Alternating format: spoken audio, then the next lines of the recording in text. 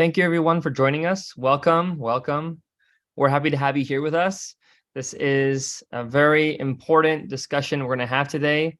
It's about the return of Christ. And of course, it's a biblical and mathematical analysis of the claims of Baha'u'lláh, the glory of God. We are welcoming Mr. Mark Townsend. And again, this is the topic regarding the return of Christ. He has been very vocal on this subject, creating spaces to speak about it on forums and joining others. We ask you to join us today for an intriguing presentation on the claim that Baha'u'lláh, in English, the glory of God, is the return of Christ. This presentation will provide a detailed analysis of various prophecies from the Bible and the Quran, and how they relate to the appearance of the Báb, in English, the gate, and Baha'u'lláh, in English, the glory of God. We will discuss the criteria to determine the authenticity of such a claim, as well as the ancient mathematical prophecies in the Bible. We will also explore various prophecies from the Bible and the Quran that predict the appearance of the Báb and Bahá'u'lláh. This presentation will be thought-provoking and encourage participants to consider the implications of these prophecies for their own lives and beliefs.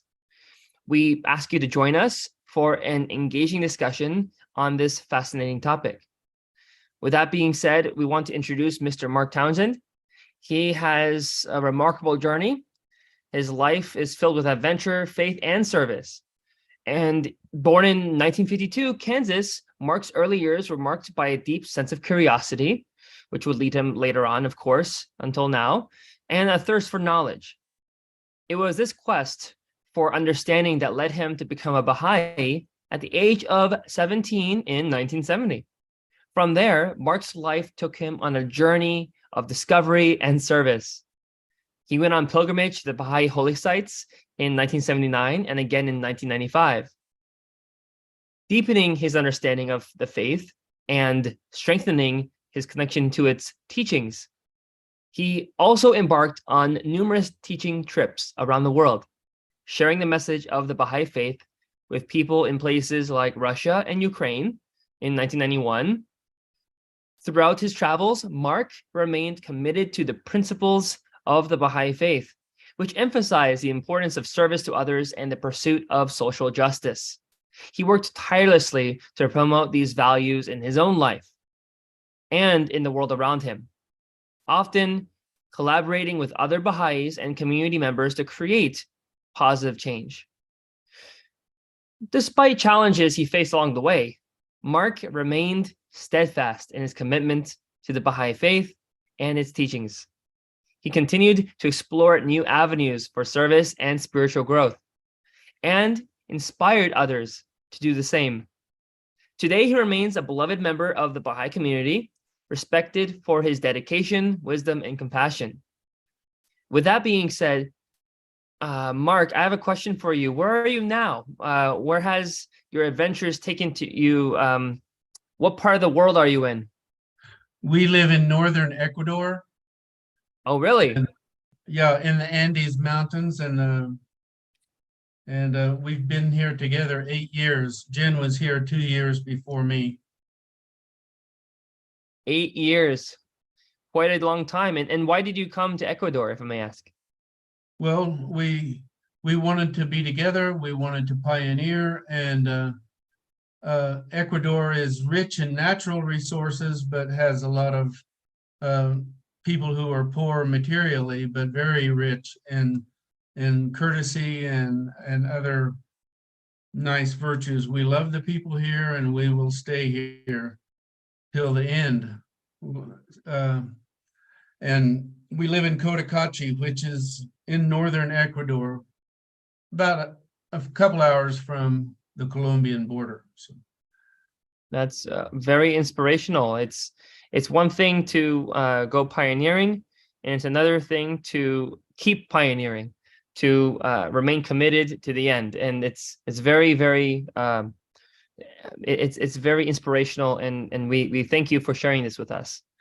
with that being said, we did welcome you because we saw some of the wonderful subjects you've posted on various forums.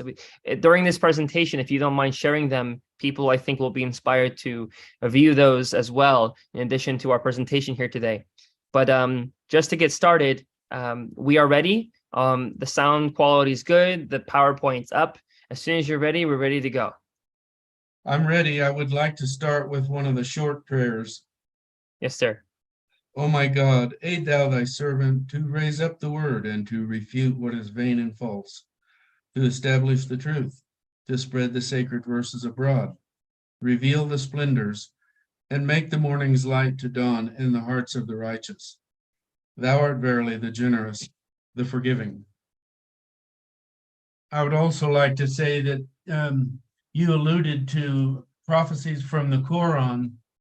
This is really emphasizing Christian and Jewish scriptures, but there are many interesting things in the Quran we could probably get into later, like the 2 trumpet blasts of the day of resurrection, which are the Báb and Bahá'u'lláh.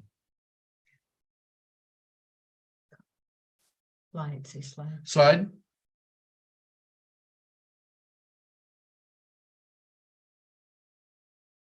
Shall I read these, or would someone else like to read them? You go ahead.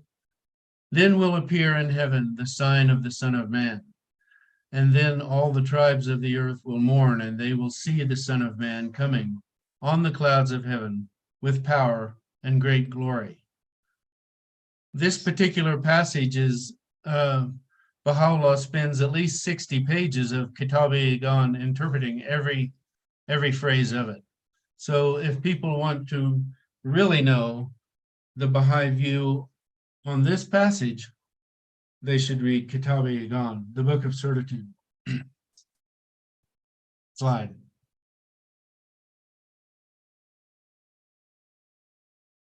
When a claimant to prophethood arises, Christians have at their disposal several useful biblical criteria to discern the authenticity and veracity of such claims. What are biblical criteria? This presentation discusses biblical criteria for determining the authenticity of a claimant to prophethood using mathematical prophecies in the Bible and how they relate to the advents of Jesus, Muhammad, the Báb, and Baha'u'lláh. The presentation also mentions the invasion and exile of Israel, the crucifixion and return of Christ, and the 3 woes mentioned in the book of Revelation.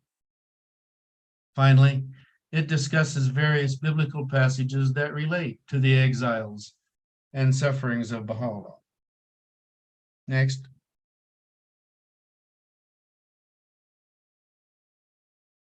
The Gospel of Matthew 24, verse 30. Then will appear in heaven the sign of the Son of Man. And then all the tribes of the earth will mourn, and they will see the Son of Man coming on the clouds of heaven with power and great glory. Here's that same verse again. And there's several things I just want to say about it. It's talking about the coming of the Son of Man, which Christ is usually referred to as the Son of God.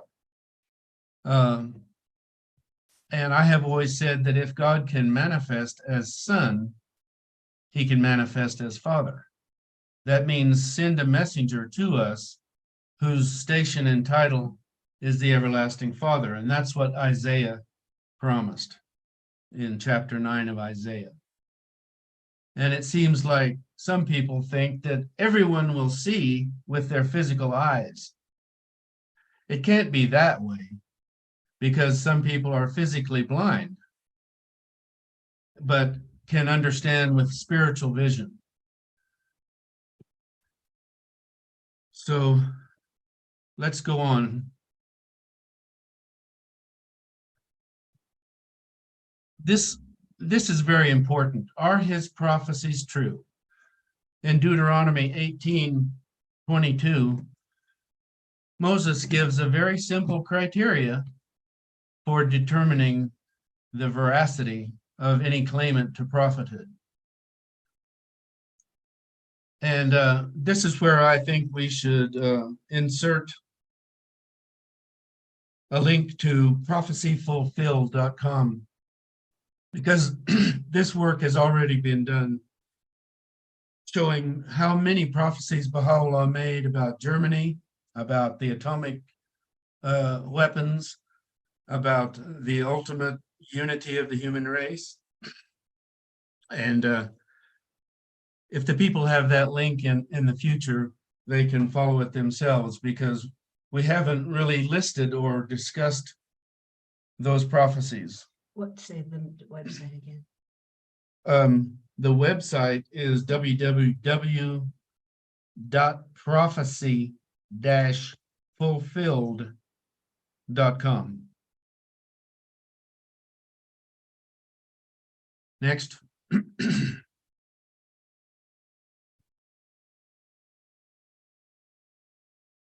Thank you.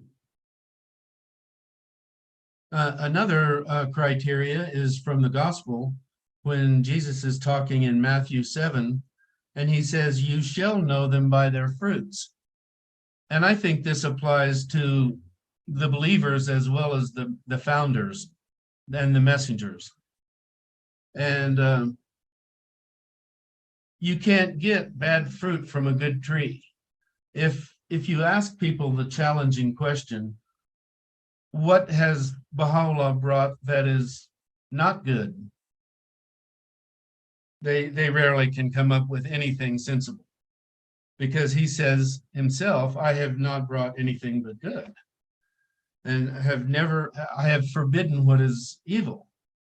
That's the he is the one to decide. And so everything we see in the Baha'i principles, the 12 basic principles and his institutions, his covenant, it's all good.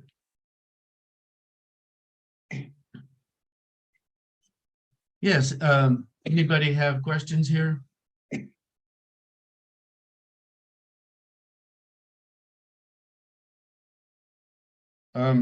Let's go on to testifying to Christ. In 1 John 4, there is a very interesting passage that says that the spirit of Antichrist was with them then in the early church. Abdu'l-Baha says, "The brighter the light, the darker the shadow." It has a physical relationship to light and darkness. And he said, the way you can tell, the criteria here is, does this spirit testify to the validity of Christ? Obviously, he would have to do that. Jesus had to testify to the validity of Moses, and Baha'u'llah does the same for Christ and the previous messengers. Next.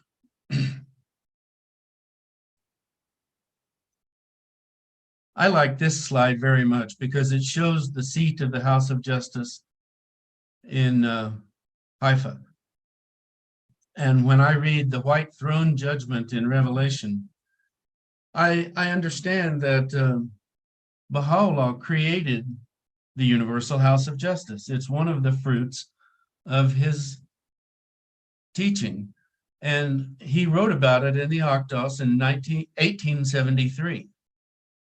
While he was in Akka in 1873, but it wasn't elected for the first time until 90 years later, in 1963. And I personally associate the seat of the House of Justice with the white throne. In the Tablet of Carmel, Baha'u'llah refers to the throne of God being established on Mount Carmel, and that specifically refers to the shrine of the Báb, whose location he designated when he was alive and standing on Mount Carmel. We can also go back to the dream that Jacob had in Genesis, where he dreamed of a ladder going up to heaven and coming down, and angels were going up and down, and at the top was the throne of God. So Jacob had a vision of what would appear in the future when the Jews came back. We'll get to that part later, the return of the Jews. Slide. So Revelation says that Christ will return and make all things new.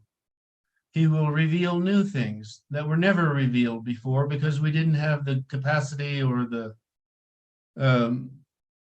understanding to go understand these new institutions and things that Baha'u'lláh says. How could people have understood the unity of the nations at the time of Christ when they really hadn't even been formed yet? They were either city-states or empires. But now Shoghi Effendi says nation building has come to an end. And we actually have to abandon this fetish because it's one of the false gods that people allow to come in between them and the understanding of world order. In fact, when you talk about world order with most people, they are suspicious of it and they think it's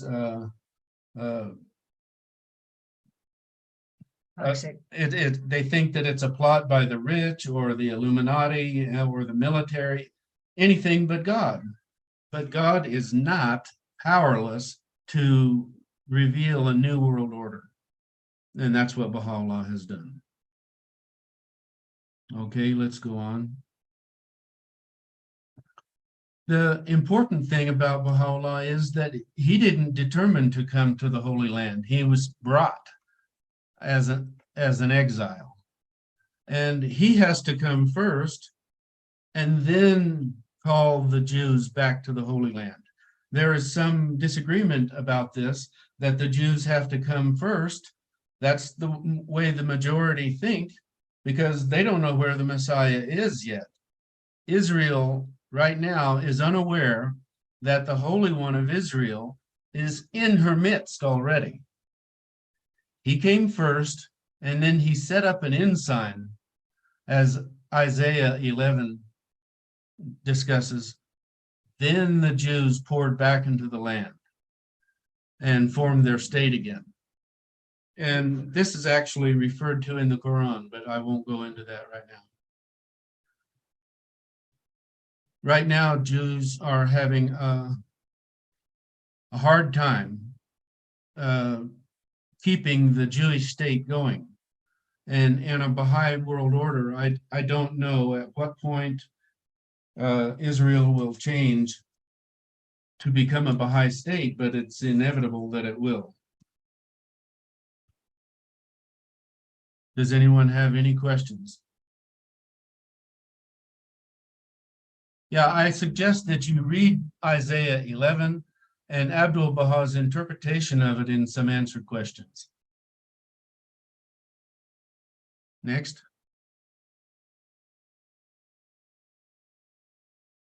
The return of the Jewish people to their homeland is seen as a significant step towards the ultimate redemption of the world. It is a reminder that God's promises are true and that he is faithful to his people. This idea is central to Jewish theology and is often associated with the coming of the Messiah. The establishment of the modern state of Israel in 1948 marked the first time in almost 2,000 years that the Jewish people had a sovereign state in their ancestral homeland, and it has had a profound impact on the Jewish people and the world. Not always positive, as we see in the news. But Abdul Baha says that the coming of Baha'u'lláh will reconcile the Abrahamic faiths.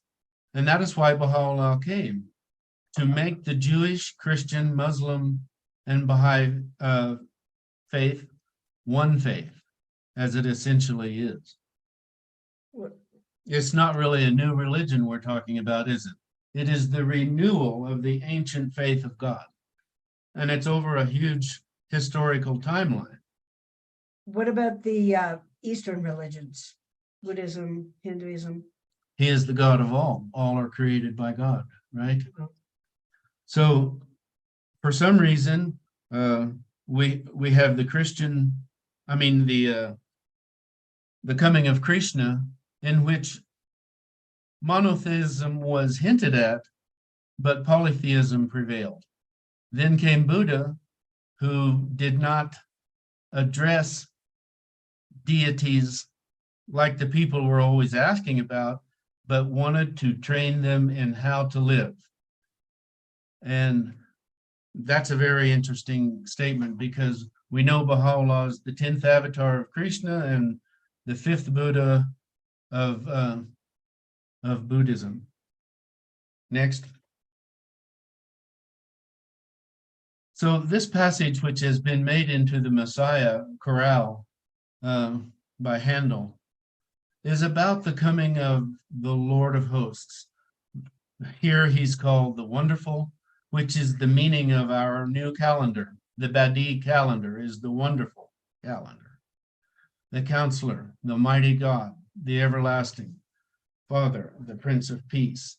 So by Counselor, we're reminded that how consultation is the basis of operation in Baha'i assemblies. The Mighty God, how can God come down into a body or into the world? But this is the promise from Old and New Testament, that God would live with us. I think it's Revelation 21, where it says God will be in the middle of them, and they will be his people, and he will be their God, and he will wipe away their tears. And so in another place, Baha'u'lláh says that any one of the messengers of God could say, I am God, and he would be right. They can say, I am the messenger of God, I am the servant of God, and they would be right. But it has been reserved for Baha'u'llah's dispensation for him to say, I am God. And that's what the burning bush said. If God can say it from a bush, he can say it from a man. And this is a very, very subtle and mystical topic to me, because God cannot incarnate himself into the body of one of his creatures in totality. And what we have to say to Christians who feel that that is what has happened, that other writings say that Christ is the image of the invisible God. He is the reflection of God. So if you look in the mirror and you see yourself, is that really you? It's the outward semblance of you. And that's what God is showing us through the revelation of his attributes and his virtues. But the essence of God is even beyond the comprehension of the messengers themselves. Next. Baha'u'llah's ministry lasted 40 years, from 1852 to 1892. Those are the 40 years that are comparable to their wandering in the wilderness. And there's many things about 40 in the Bible, like the 40 days in the wilderness. And this is in Micah, which a lot of people aren't really aware of, but I want to read the passage because this was emphasized by Hand of the Cause William Sears in a little booklet that he wrote called the 1-inch prophecy. 1 inch, because that's all it took up in the text, but it's so full of information about Baha'u'lláh. In the day that thy walls are to be built, in that day shall the decree be far removed. In that day also he shall come even to thee from Assyria, which is Iraq, and from the fortified cities, and from the fortress even to the river, and from sea to sea, and from mountain to mountain. Well, that passage is not just poetic. It is talking about Baha'u'lláh coming from the fortified city of Istanbul to Akka, and to the river outside the fortress of Akka, and from the Black Sea to the Mediterranean Sea, and from Sargalu in Iraq, where he retreated to Mount Carmel. Notwithstanding, the land shall be desolate because of them that dwelt therein, for the fruit of their doings. So we know that Palestine was stripped of its forests and had bad water and so on until Baha'u'lláh came. Then things started getting better. Feed thy people with thy rod, the flock of thine heritage, for which dwells solitarily in the wood, in the midst of Carmel. He's referring to the family of Abdul-Baha and the guardian and the faithful Baha'is, who were just a tiny kernel that hadn't quite sprouted yet, and they were faithful to God as in the days of old. According to the days of thy coming out of the land of Egypt, which was 40 years, will I show unto him marvelous things. So this is a wonderful passage that we can associate with Baha'u'llah's ministry.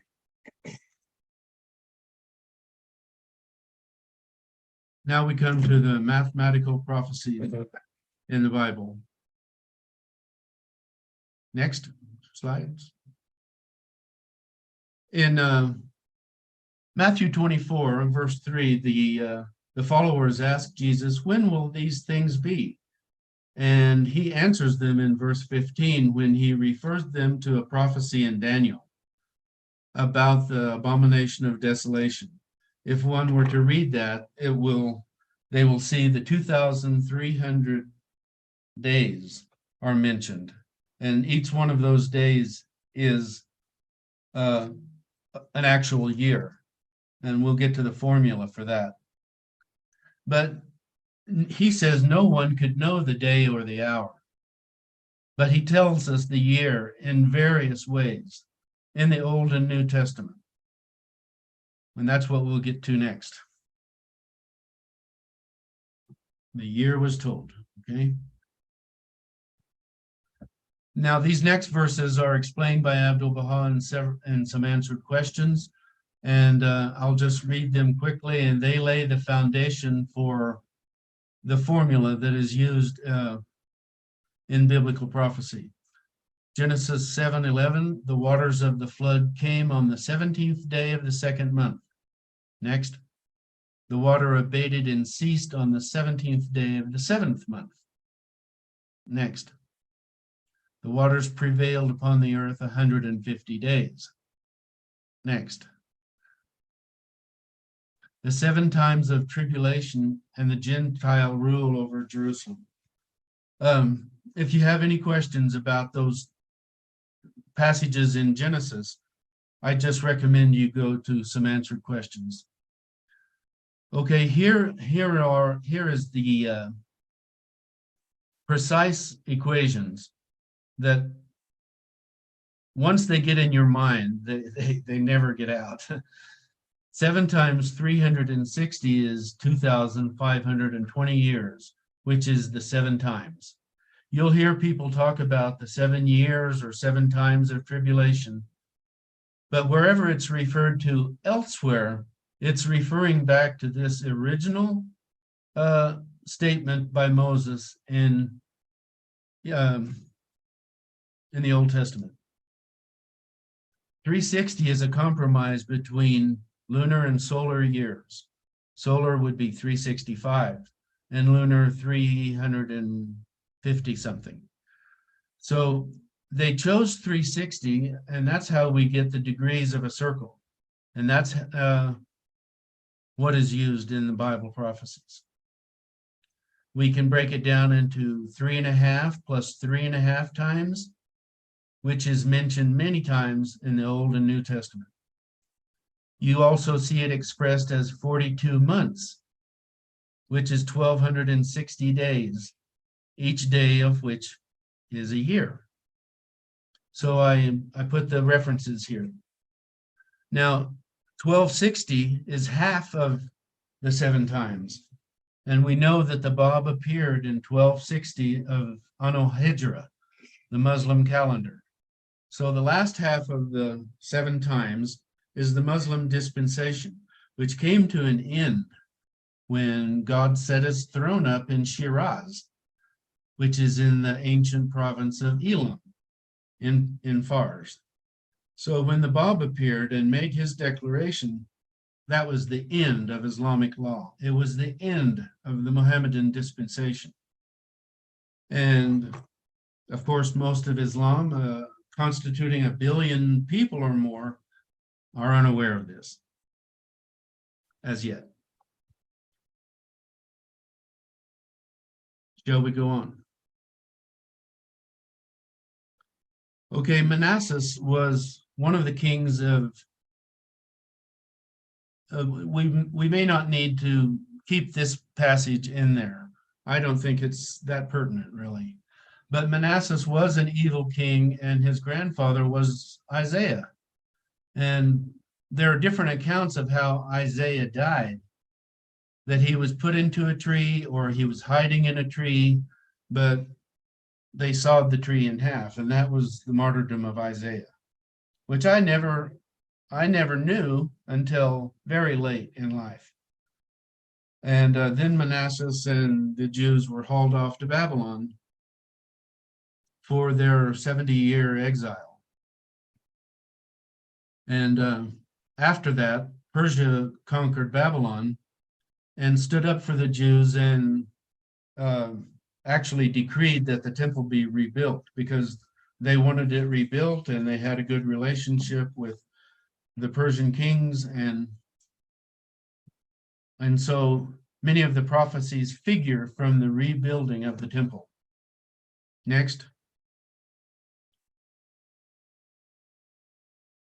So we might put this slide about the Badi wonderful age at the very end. It's just a suggestion. But the first captivity in Babylon took place in 676 BC. Then there was the rebuilding of the temple, which happened in 456 BC. After about 70 years in exile, then the king of Persia, as I understand, decreed that the temple be rebuilt, and that took a long time too. But in 456 BC, we begin the time that Jesus is referring to in Matthew 24, about the 2,300 days. Next slide. Okay, next slide. We want to show that if you add 2,300 to 456 BC, it comes to 1844. So that is Jesus's way of telling us the year of his advent. Next. And I put this in here because when Jesus first started teaching, he stood up in the synagogue in Nazareth and read from Isaiah. And he said, I am proclaiming the acceptable year of the Lord. And I think there's a lot more to this, because the people didn't really accept what he said. He actually had to evade the angry crowd after they heard that. So let's go on.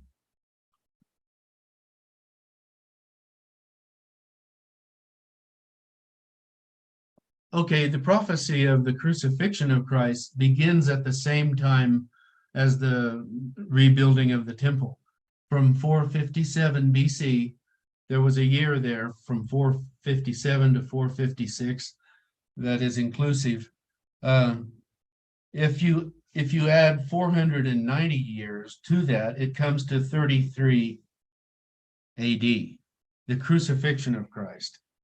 And this is referred to when Peter comes to Jesus and said, how many times should I forgive people? 7 times? We know from other sources that Peter was pretty simple. He was very faithful, but Jesus said to him, "No, I'm not saying 7 times. I say 7 times 70." And 70 times 7 would be 490. So Jesus is saying when he will be crucified, which was like 1 to 3 years in the future, because his ministry was only 3 years long. So we know that the 490 is a reference to his own crucifixion.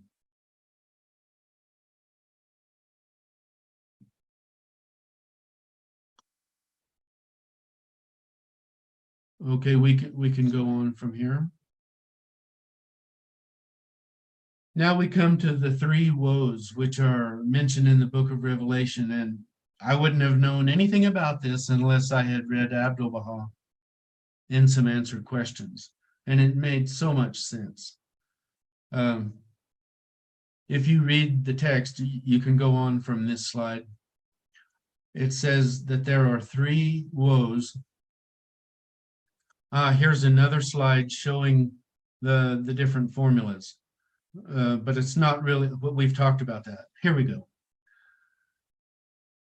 It says in Revelation 8:13, woe, woe, woe to those who dwell on earth at the blasts of the other trumpets. So here in Revelation, it says that the coming of the messenger is like a trumpet blast. And the Quran says the same thing. And since we mentioned that there are 2 blasts after Muhammad, I want to read this passage from the Quran.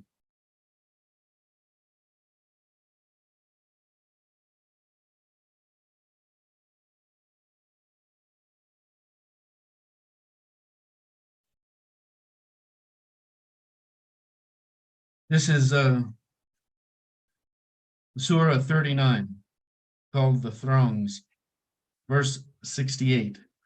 The trumpet shall be blown, and all who are in the heavens and on earth shall fall down fainting, except those that shall be spared by God. Then the trumpet will be blown again, and they shall rise and gaze around them. The earth will shine with the light of her Lord, and the book will be laid open. The prophets and the witnesses shall be brought in, and all shall be judged with fairness. None shall be wronged. Every soul shall be recompensed according to its deeds, for he best knows all that they did.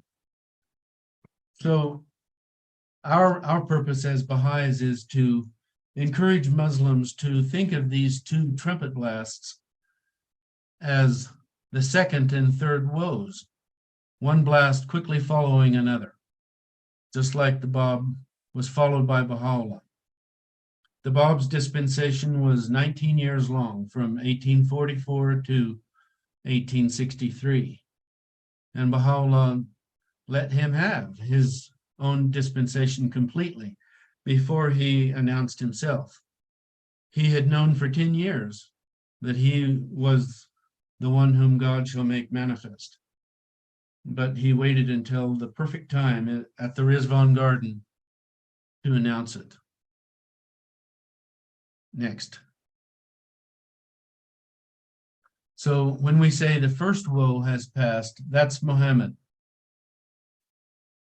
And the book of Revelation has so much about Islam. Chapter 12, the woman and the dragon. This is all about Islam and the coming of the promised one from the woman. She's going to bear the Mahdi Báb, who comes after 1260 years. They're telling us exactly how long it will be before the Báb arises. And here's the Jeremiah passage, I will set my throne in Elam. Well, that's the declaration of the Báb. And the destruction of kings and rulers after that is obvious, especially when Baha'u'llah's tablets started to reach them, and they did nothing about it and suffered the consequences, and will continue to. We're still in that process. the second woe has passed. Behold, the third woe is soon to come.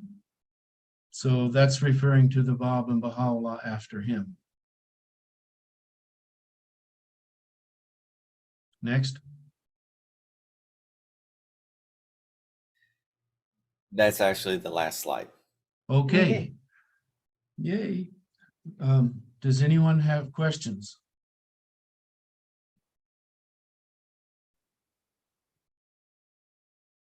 I just want to ask anybody personally, if you remember my son, who he lived for a few years in Pensacola. Maybe you met him at state convention. He's a Baha'i too, and I went down to visit him in 2013 in Pensacola. Omid Townsend. Yeah, his name is Omid Townsend.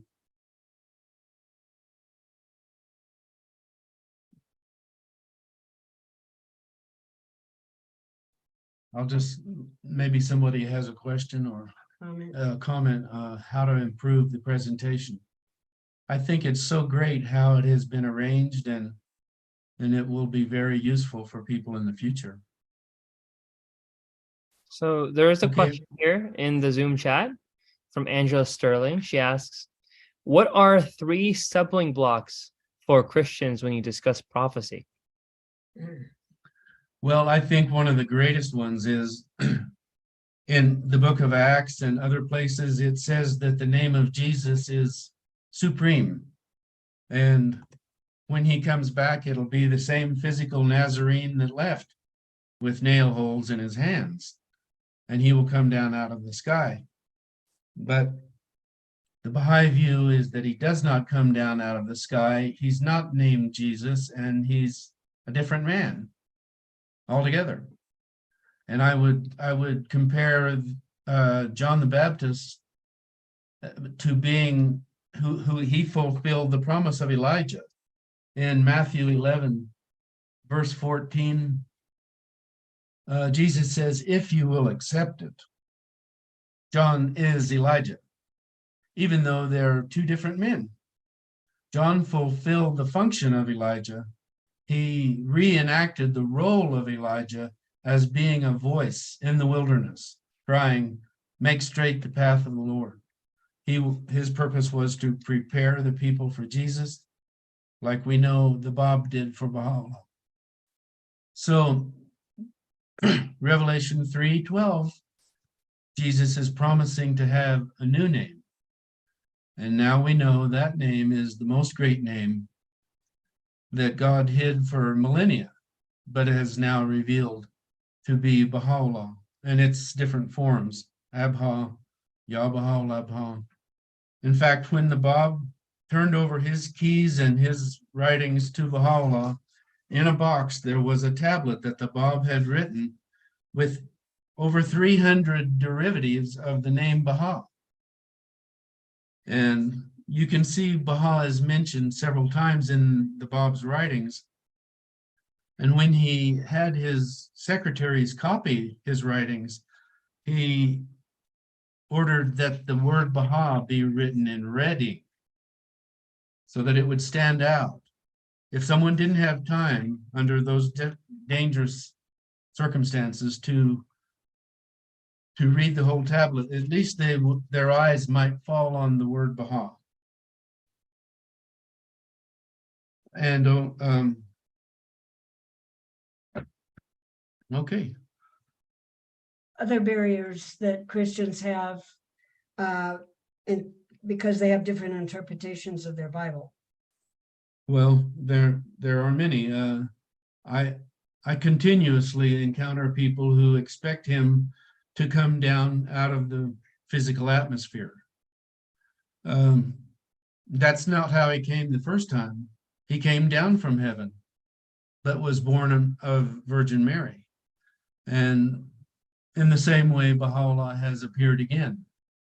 So we can say that Baha'u'lláh came down from heaven like Christ because they were born of women.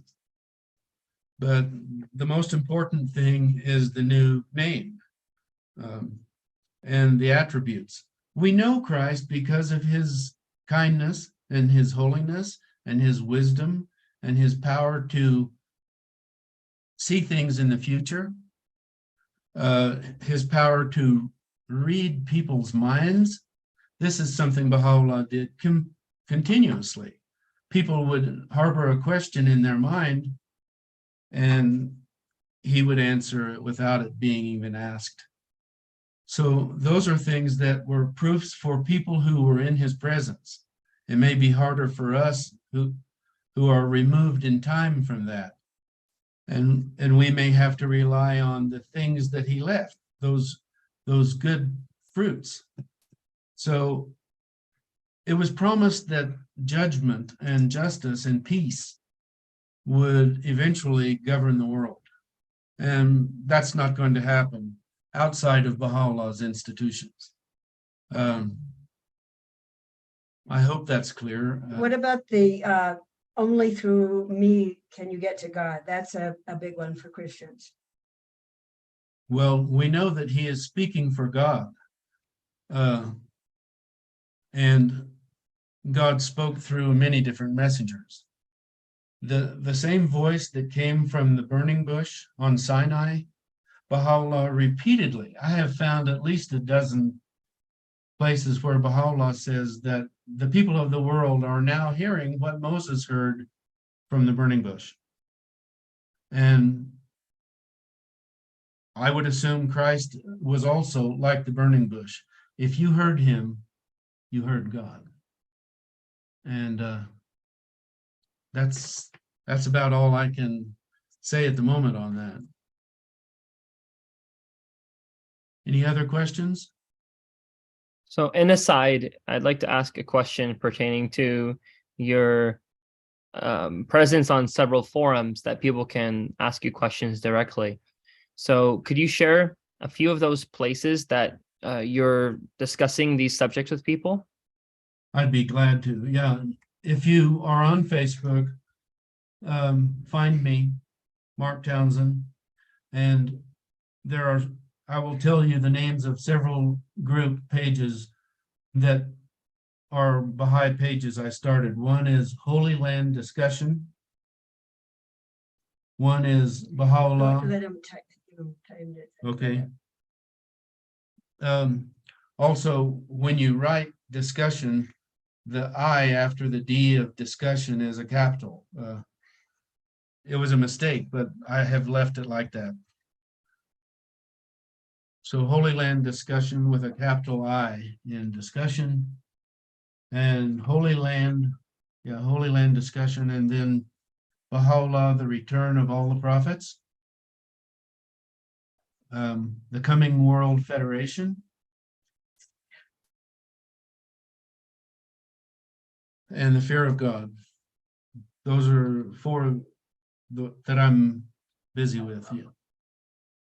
And so I try to put all the stories that are about the lands that Baha'u'llah came from, including Iran, Iraq, Turkey, Syria, Egypt.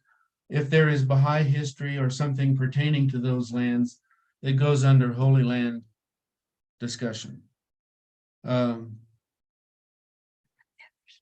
The Coming World Federation is more of the political aspect, about the United Nations, about the nations now that are suffering and struggling to come to world justice. And so if I have a story about the United Nations, particularly the Security Council, it'll go under World Federation, the Coming World Federation. Then I discovered that a lot of people were struggling with the phrase fear of God. They struggle with that because why should they be afraid of God if he is good? But all the scriptures say that we should be afraid of no one except God, because we don't want to displease him. We want to do what he has commanded. And so there's a discussion group associated with that group, the Fear of God, where people can ask questions like that.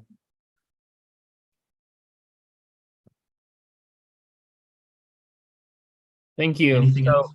So people can find you in short on Facebook and on these various forums. Jeremiah and I will make our efforts to make it easier accessible to those joining us on YouTube and Facebook to provide the links and whatnot. Well, the- I can send you an email with the links to each group. Yeah. Yeah, we appreciate it very much. With that being Okay. said, there's this area where you've been providing forums to discuss these subjects so that people can learn more. There's also some references you made. I found it particularly interesting that you've referred people to read the Kitab-i-Iqan. You referred people to read Some Answer Questions, which in a very direct way interprets what the Kitab-i-Iqan says for us to better understand. And then what other works do you recommend? So the Kitab-i-Iqan, which is by Baha'u'lláh, Some Answer Questions from Abdul Baha. Well, I would say those two are the best beginning for anyone. About Revelation 12, I'll come back to that again and again because Abdul Baha interprets explicitly every word almost of the first 6 verses of Revelation 12. But he stops right before he gets to the mention of Archangel Michael in verse 7. So this is where Baha'u'lláh fulfills one of the names of Baha'u'lláh, you might say, that the Bible gives to him is Michael, Archangel. He will come with Christ and he will establish justice and he will have the new name. And I guess it's Michael the Archangel that is one of my oldest interests because back in the 90s, I started going to libraries and reading apocryphal books and Dead Sea Scrolls and Quranic references about Michael. Who is he and what does he do? And the dragon is, as Abdul Baha explains, the caliphate of Islam. And at first it was deadly towards the imams and the family of Muhammad because of their election of a caliph instead of following Ali, the cousin and son-in-law of Muhammad. Islam got off to a bad start, and it was divided deeply into Sunni and Shia. And but Baha'u'lláh says that the imams that came from the marriage of Ali and Fatima are the true explainers, the true lights after Muhammad. And when Baha'u'lláh came to Constantinople, he didn't go around to the officials' offices and beg for anything like other Persians did. He stayed in his home and they thought, oh, he's unfamiliar with our customs. And after 3 or 4 months in Istanbul, he was exiled again. And what is strange about the Ottomans is that they had a gate at the palace called the Báb and Bahá'u'lláh. It means the sublime port. If you wanted answers from the Sultan, you were actually coming to the throne of God. They made it look like. And Baha'u'lláh turned that over. Within a few decades, there was no more caliphate. There was no more Ottoman sultanate. And this is what the book of Revelation in chapter 12 is trying to say, that whoever bought into this Muslim, unquote, because this Muslim system, if it was like having the number 666 stamped on you. I read everything except the correct interpretation of that. It's the number of a man. It refers to a chronological date. Ali was killed in 661 AD. and Hossein was killed in 668. And during that time, Jerusalem was taken by the caliphate, and instead of the people who recognized the imamate, Jerusalem itself was taken by Muslims who followed the Sunni caliphs, who would just as soon kill the imam to maintain the power of the empire. I hope that that's clear. But if you have some questions, I'll try to answer it. So after the passing of the first woe, Islam is succeeded by the Báb and Bahá'u'lláh, and we have now a dispensation in which nothing is, everything is made so clear in the writings, because it was a torrential flow of verses and books from the Báb and Bahá'u'lláh. The Báb said he had revealed 500,000 verses, and Bahá'u'lláh said he had revealed as much. So we have 1 million new verses, either in their own hand or sealed after their dictation to a secretary. And we have those original documents in the archives. So it was a torrent of revelation in this age that you just can't compare previous ages to it. Now Baha'u'lláh is writing thousands of letters to his friends and believers like Paul used to. The letters of Paul were for the sake of the cause of Christ, but in this age, it's the returned Christ himself who was writing letters to people. And that continued when Abdu'l-Baha came, and he wrote thousands of supportive letters to his friends around the world. So the Quran says, is it not enough for them that we have revealed the book? That says it all. The book itself is the proof. The Pentateuch during the time of Moses, the Gospel, is Jesus's book because it was inspired by him. And even though the Quran existed during the lifetime of Muhammad, it wasn't compiled and published until after his passing. But during Baha'u'llah's own lifetime, he had some of his tablets published in India.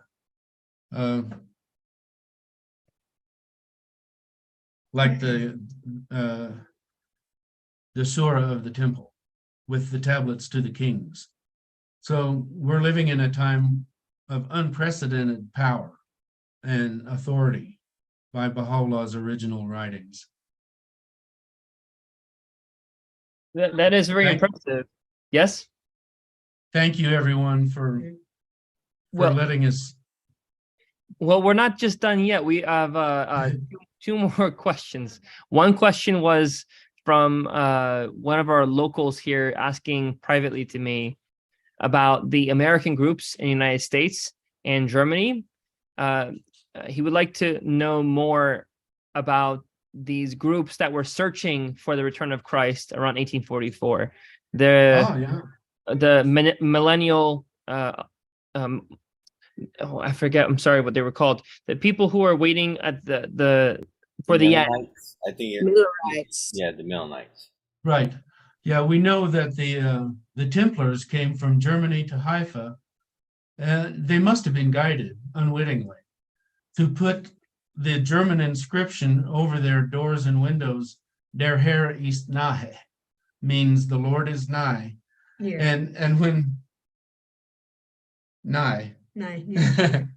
And when Baha'u'lláh came, he actually pitched his tent in the yard next to one of these guys at the bottom of Mount Carmel, where the stairs go up. Right next to the bottom of the stairs is this garden. And he met with those people, and they didn't get it. They didn't catch on that he was sitting right there in front of them. And this is the kind of thing that happened to the Millerites. He was correct about the reckoning of the time, but the manner and the place were beyond them. And by the time that the Baha'i message did come to the United States at the World Congress, 1893, they had already developed into a school of thought that would not give credence to Christ returning out of a Muslim nation. I've heard that many times from Christians that if Christ were to come from anywhere, it wouldn't be from a Muslim nation. But that's what happened, and that's the test they have to face. Hey, there's another question. Yes, what is the other question? Yes. So the other question, and this is from Diana. She cited Words of Wisdom as a Qul Khair, I believe, the tablet of Baha'u'lláh. He says the essence of wisdom is the fear of God. And then she asks a question, could you please tell us what is the third woe? That is Diana's question. The third woe is Baha'u'lláh. So Muhammad was the first woe, and this is in the book of Revelation. Then at the end of chapter 11, it says, it's talking about the two witnesses in chapter 11. Abdu'l-Baha says that they are Muhammad and Ali. And they are killed because they are ignored and they, quote, die in the street.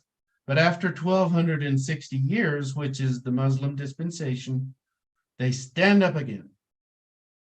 And in the form of the Báb and his chief disciple, Qudus. This is what Abdu'l-Baha says in some answered questions. So then it says, if I don't have anything in front of me here to remember, but it says at the end of that, that the destroyers of the earth will be destroyed. And this is a strange thing to put at this place, but it's really alluding to me about the ecological crisis in the world, that this world was given to us to be like an Eden, but it never would be unless Baha'u'lláh came to Mesopotamia, where Eden is traditionally said to have been, and flung open the door to the ancient paradise. That's what he says he did on the first day of Rizwan. And does that help? You opened up something that you opened up a subject about the importance of Ridwan. We just celebrated that in the previous 2 weeks. We had the 12 days of Ridwan. We were celebrating it 12 days. The 1st, the 9th, and the 12th, we took off from work so we can, think about this holy day, its significance, and perhaps engage in service. This question about Ridwan that you brought up, Baha'u'lláh made proclamations. Of course, it's called the King of Festivals. What is it that is so significant about this holy day, these 12 days? Why is it so important for people of all religions to pay attention to this holy day, the festival of Ridwan? Wow. Well, I would say in one of the tablets of Ridwan that we read, he says, were you to know the import of this, you would swoon away and die. So this is one of those mysteries that are beyond the capacity for us to comprehend. And it calls for faith. Faith that what Baha'u'lláh did on that first day was good. For instance, he says there were 3 things that if you have the book Days of Remembrance, there's a short tablet in there where Baha'u'lláh says he did 3 things on that first day, and one of them was to absolutely abolish and abrogate military jihad. So we cannot promote the faith with the sword anymore or by force. And then he lists some other things. What were the others? One is that if your name is mentioned in his presence, then there's a blessing of some sort. And The third was that everything was recreated. yeah, all things were recreated. And I would just recommend that you go to that book. I'll go get it if you want and read that. But the Rizvan festival to me is like God saying, you can make this world into Eden again. But you have to do it my way.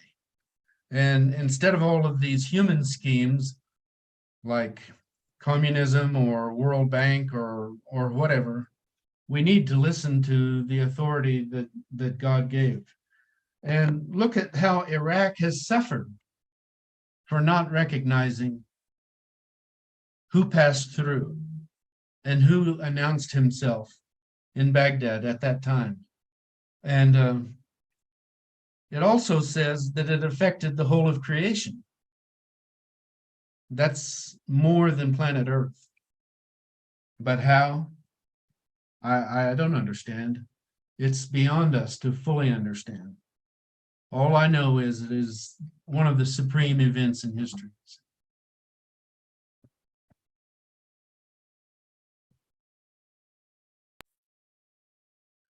Oh, I would also like to say about the word Rizvan. If you look at it, we don't really say it like Ridvan. There's a dot under the D, and in the transliteration system, it's pronounced as a Z. So from the Arabic pronunciation, they say Rizwan, but the Persians say Rizvan. Yeah, But actually, it's a Z so sound. So the Arabs, they don't have the letters in Farsi for the D. It's just in this case kind of like Volkswagen. What we have as a V is because Baha'u'lláh was Persian, and the Persian that he spoke and that Shoghi Effendi learned was Esfahani Persian from his grandmother, who married Abdul Baha. This is not just Persian, but the form of Persian was Esfahani Rizvan. I read that somewhere, that's the dialect or the nuanced Persian that Shoghi Effendi grew up learning. And he used a transliteration system that you're all aware of, because we used to write Baha'u'lláh with an O, Baha'u'lláh. That's how you pronounce it. But in his system, the U is pronounced as O. So we continue saying Baha'u'lláh, but the system he standardized was with a U. So I just wanted to say Ridvan would not be a correct pronunciation, because it should sound like a Z. There's a dot under that D, and that's the meaning of the dot. So going back to the announcements, I have a citation from Baha'u'lláh for the third announcement. It says, "He who is the desire of all nations hath shed upon the kingdoms of the sun, of the unseen and of the seen, the splendor of the light of his most excellent names, and enveloped them with the radiance of the luminaries of his most gracious favors, favors which none can reckon except him." There's another example of us having to admit our inability to comprehend the totality of the revelation. And I have a little quote here too, in the Suratul Nush, which is not completely and authoritatively translated yet. It says, "Verily, we have not sent a messenger, but revealed unto him clear proofs and evidences." So if a person believes in God and that God sends messengers, they should also remember that the messenger has all the proofs he needs. All we have to do is find them. And that requires in us the desire to find them, instead of being content with a preconception that we have to block discovery of anything else. So all the proofs are there. All we have to do is find them. We have one question from Mr. Riaz. Thank you. Thank you so much for a wonderful presentation. Back to the book of Revelation, and that reference to the destruction, you mentioned reference to the destruction of the world. Could you, is that in Revelation 11, was it? Yeah, yes, I'll be right back. Let me get a text.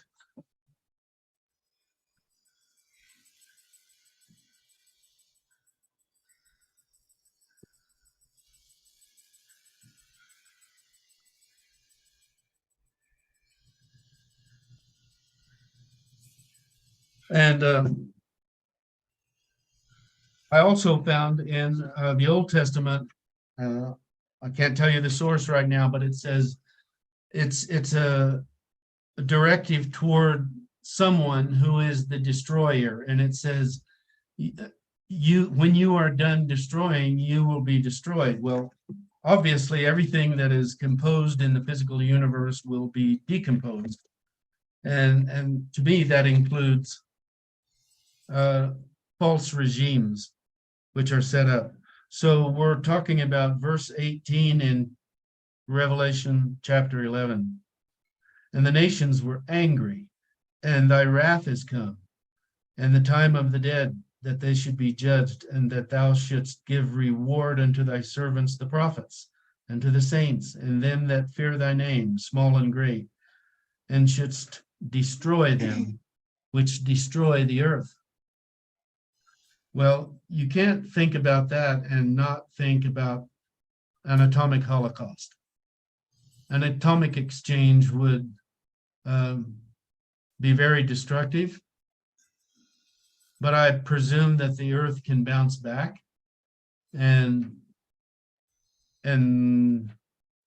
be the wonderful place we want to live in.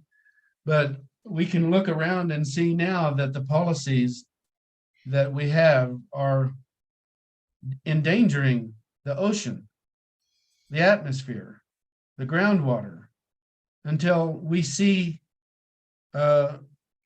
retribution coming at us from all directions, and all manner of problems we have because we didn't take the prescription.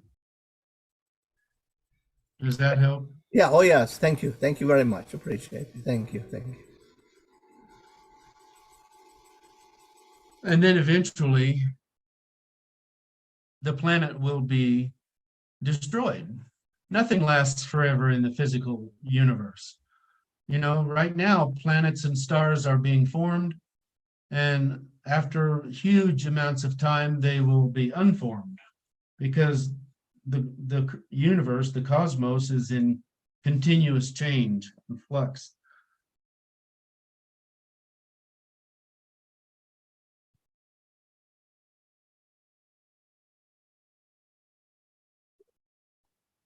I guess that begs the question, what should Baha'is be doing in the meantime? I mean, obviously, we aren't going to be here for the, well, we might be here, who knows, but what are our marching orders today to do our, well, we have our marching orders from the House of Justice, but practically, what does that mean for each Baha'i?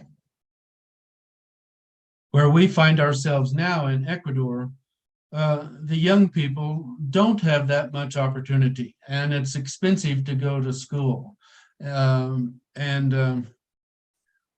one of the alternatives we see would be vocational training, where they learn a skill which will serve them as a trade, and they will be able to support themselves and their family. Because I see many people just sitting around. They don't have a job to go to, like many of us are accustomed in the West to working 9 to 5 or some other shift every day, go to work. And if they don't go to work, how can they ever have Social Security to retire on? I have to add, it's not because they don't want to work. There are not jobs here, but our community is small and just forming, really. So we don't have the capacity to be actively engaged in social development, although we are trying to reach out with our neighbors and encourage cooperation. But so that's Right. one thing. Well, we appreciate that. Being able to discuss this subject is very important, and we understand that every part of the world is in its own phase of development. It has its own unique problems, is it unique solutions, and more importantly, we're all at a different place in terms of our development. But that being said, we all have these fundamental principles that we have to utilize so that we can grow. And definitely one of the most important parts is centering ourselves as to the assumptions for our existence, like spending time to realize that, so then we can base all our decisions on that worldview.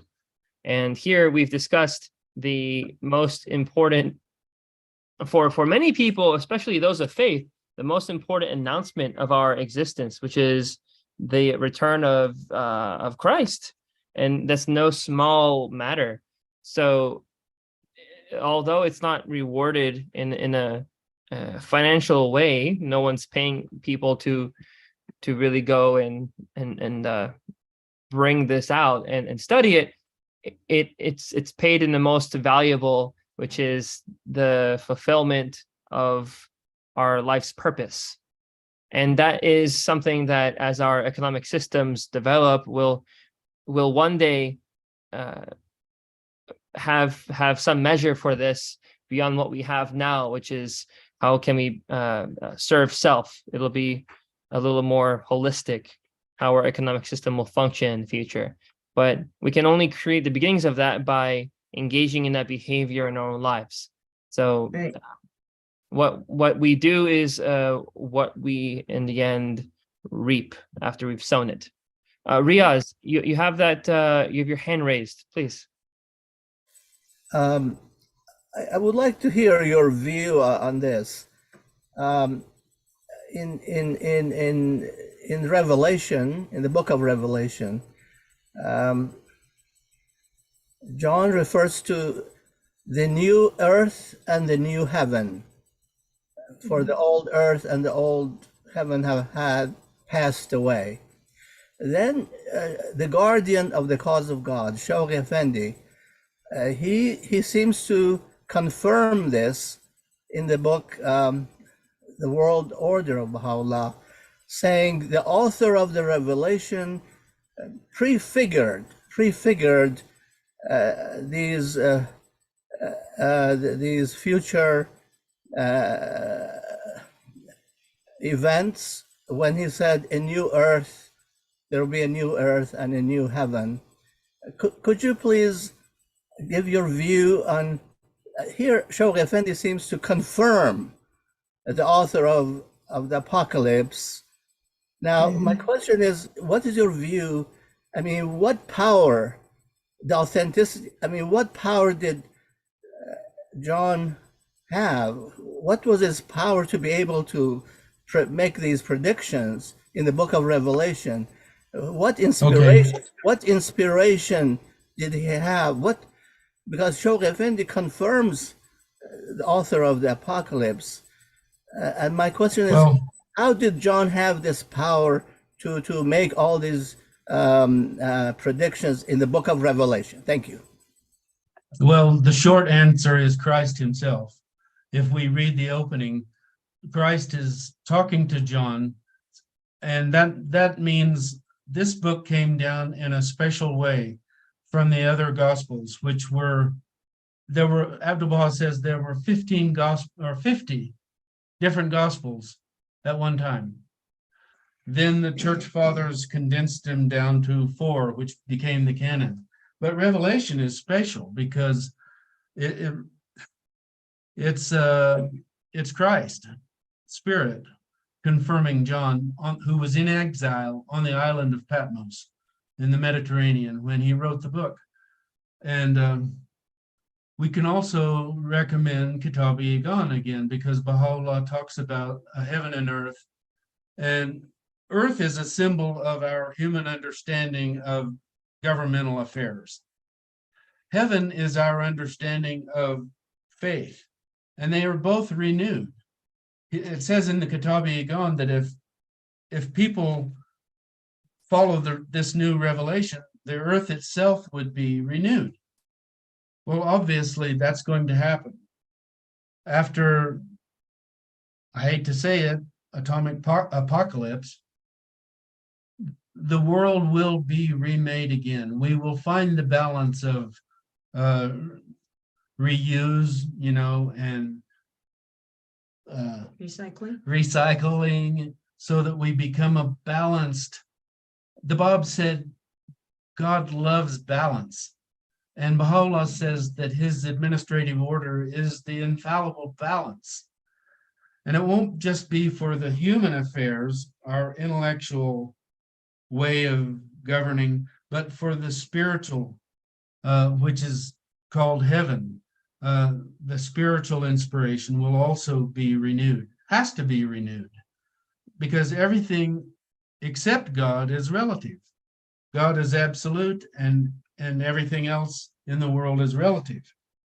But as far as the atomic danger that we see mounting because of the war in Ukraine, it was 1876, I think, that Baha'u'lláh wrote the Words of Paradise.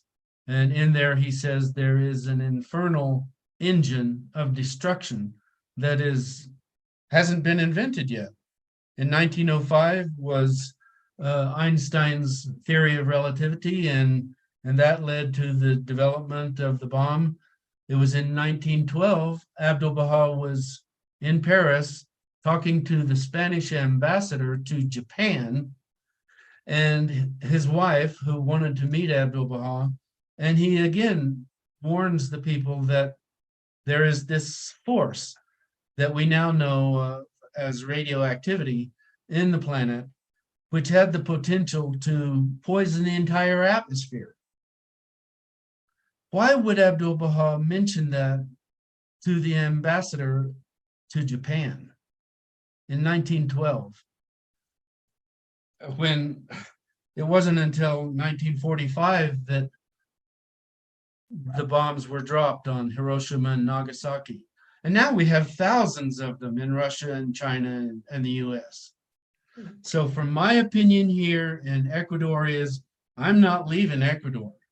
I'm staying here in this little peaceful country. They call themselves the País de Paz, the country of peace. They don't have nukes. They are not the target of nukes. They are the meek, and the meek will inherit the earth.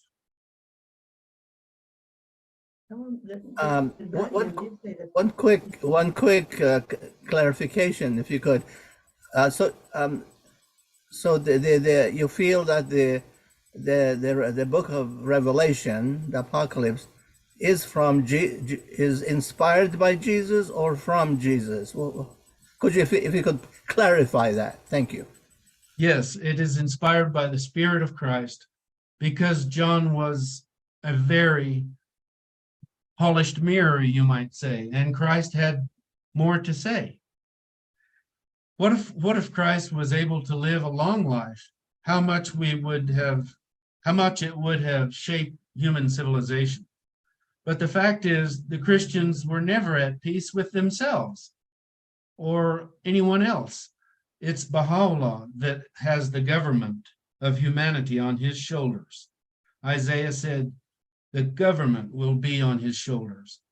And one of the lady who asked questions earlier about the 3 questions, one of them is that people expect that when Christ returns, everything will suddenly be fine and we won't have to do anything, and it will all be paradise for some and the fire for the others.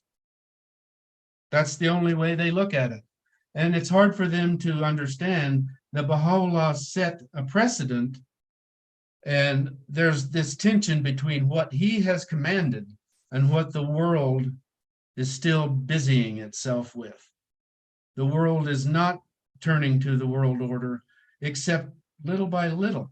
And so gradually, the tree of life appears. Gradually, the government of Baha'u'lláh will appear on the earth.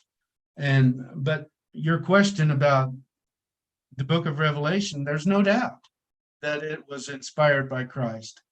But in one of Baha'u'llah's books, it's called the essence of the gems of. It's like Kitab-i-Iqan, but I'm sorry if I forget. It was in Arabic, whereas the Kitab-i-Iqan was in Persian. But he takes passages from the book of Revelation and interprets them.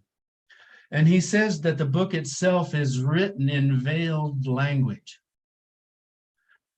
because they were always being oppressed by Romans or whoever, the Jewish clergy, to get Christian books and destroy them. But if you open a book and it talks about someone who has eyes of fire and a sword comes out of his mouth and he has feet of brass, nobody could stay in the presence of a person like that. Baha'u'lláh says the people in the next town would run. He's saying that those symbolic imagery each have a meaning that can be interpreted. So the whole book of Revelation is written in veiled language to protect it until it could be unlocked by an authoritative interpreter. Not any Joe can interpret the scriptures. It needs to be someone like an imam or Abdul Baha to tell us in an inspired way what is wrapped up in the scriptures. The Gems of Divine Mysteries, that's the book. It's like Kitab-i-Iqan, in which Baha'u'lláh addresses the style in which Book of Revelation is written.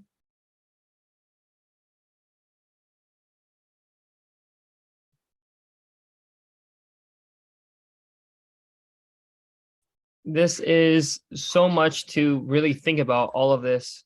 This is amazing. And we thank you for coming here to join us to discuss these very important subjects.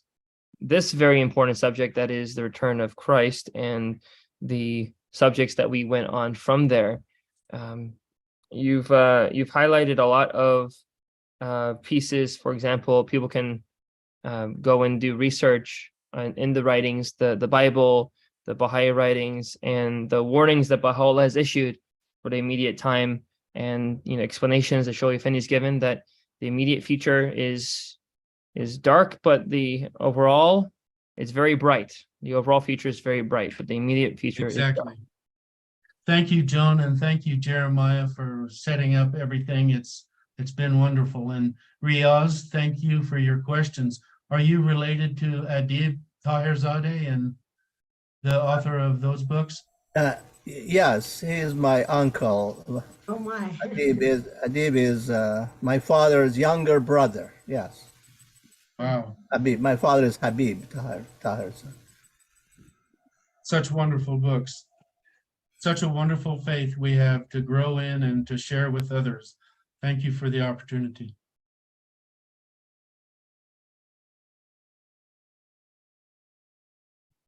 Okay, so Jeremiah muted me twice. Trying to unmute me, he muted me. I was going to say farewell to everybody. So we hope you all have a beautiful afternoon. We thank you all for joining us. And more importantly, Mr.